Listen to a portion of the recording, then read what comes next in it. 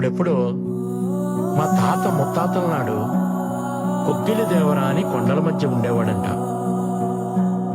మేకల మందల దారి తప్పిన, ఎనుముల గుంపులు ఎదురు తిరిగిన, నెత్తురు మరిగిన పులి ఎదురైనా నేనున్నానంటూ కాపు కాసేవాడంట.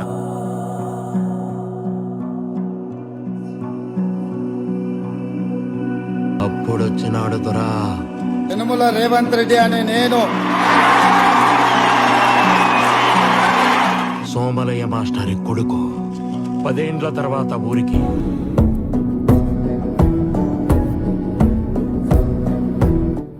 ఇవాళ జ్యోతిరావు పూలే ప్రజాభవన్ లో ప్రతి అధికారి అక్కడ కూర్చొని ప్రజలు ఇచ్చే వినతి పత్రాలు చూస్తున్నాం కదా.